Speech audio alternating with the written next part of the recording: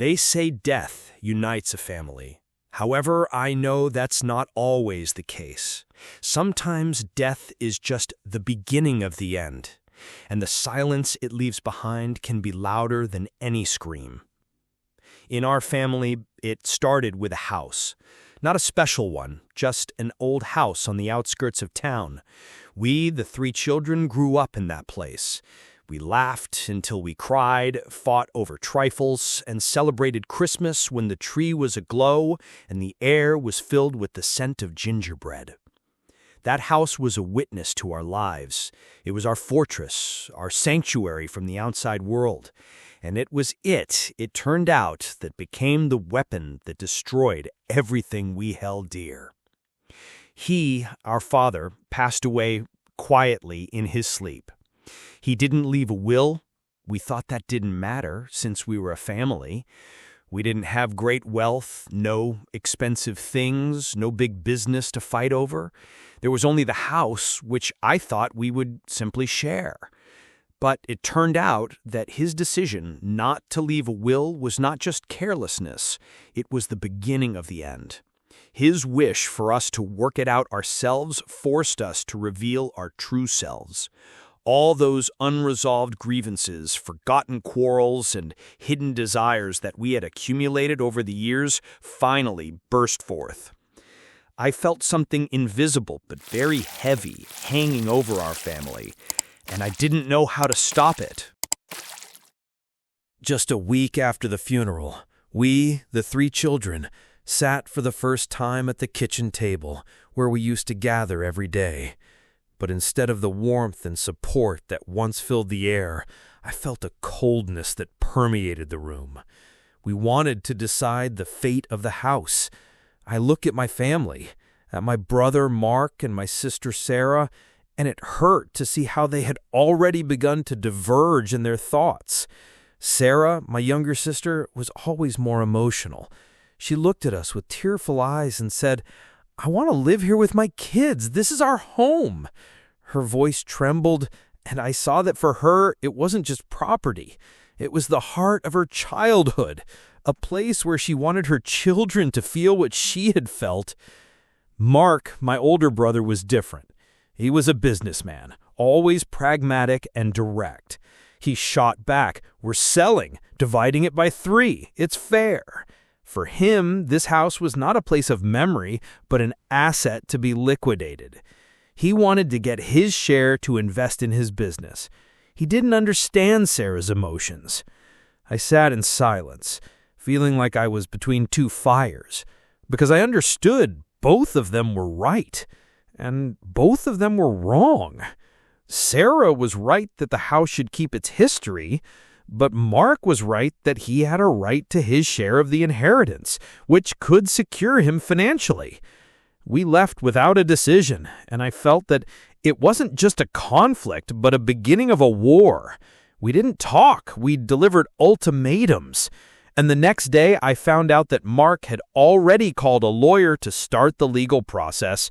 I realized we had crossed a line. We stopped being a family and became parties in a lawsuit. After Mark hired a lawyer, everything changed. Our conversations, which were once filled with memories, have now turned into a battle of arguments. Sarah cried. Her tears were not caused by greed. It was the pain of losing the home she so desperately wanted to save. She sent me messages filled with despair and accusations against Mark. She called him cruel, indifferent to the history of their childhood. Mark, in turn, sent official emails with demands, citing the law and equal shares. He didn't understand Sarah's emotions. And me? I tried to be the mediator. I called one, then the other, trying to find a compromise. I asked them to remember how we once built forts in the attic together, how we shared one pie between the 3 of us. But my words drowned in their anger. Mark said he had a right to his third. The law, he told me on the phone, is on my side. It's fair, and I'm not giving up on it. Sarah said morality was on her side. She reminded us that she was the one who took care of our father in his final years, when Mark was busy with his career and I lived in another city. She believed that her devotion had more weight than legal rights. My mother was silent. After the first argument, when she realized where this was all going, she never opened her mouth again. Her silence was the heaviest burden for me. It was louder than any scream. It was the silence that divided our family forever. I realized that we stopped talking as a family and started talking as parties in a lawsuit. The silence that followed that argument was the worst punishment. No matter how hard I tried to mediate, our conversations with the family led nowhere. They turned into empty excuses.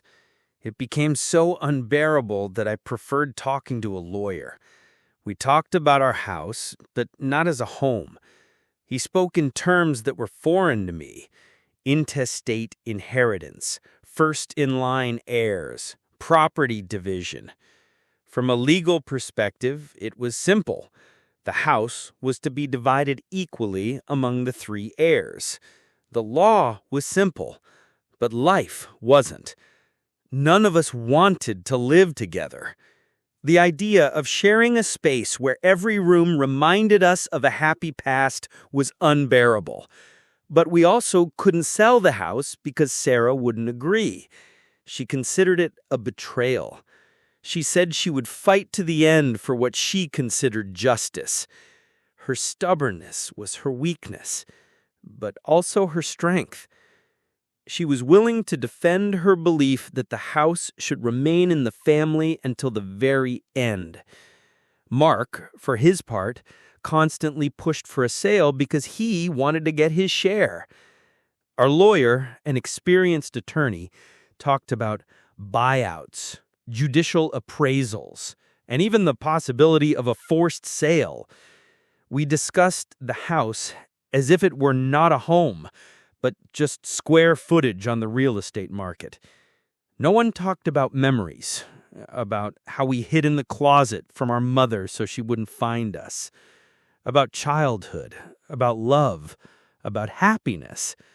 No one mentioned that this house was not just walls, but our lives. Our war over the inheritance turned our past into just an empty place. And I realized that we had lost more than we could imagine. When our mother was hospitalized after a stroke, I felt that our war over the inheritance had reached its highest point. A neighbor called us and found her on the floor. The doctor said it was the result of severe stress. It was an unfortunate accident, but I knew it was our fault. This war had taken more from us than it could ever give. We stopped talking to each other. Our conversations, which were once filled with memories, turned into empty excuses. The only way to communicate was through our lawyers. Our WhatsApp photos of us as children turned into screenshots of court documents. At some point, I no longer felt like we were a family. I looked at our childhood photos, and I couldn't believe we had come so far. Everything ended with a court decision.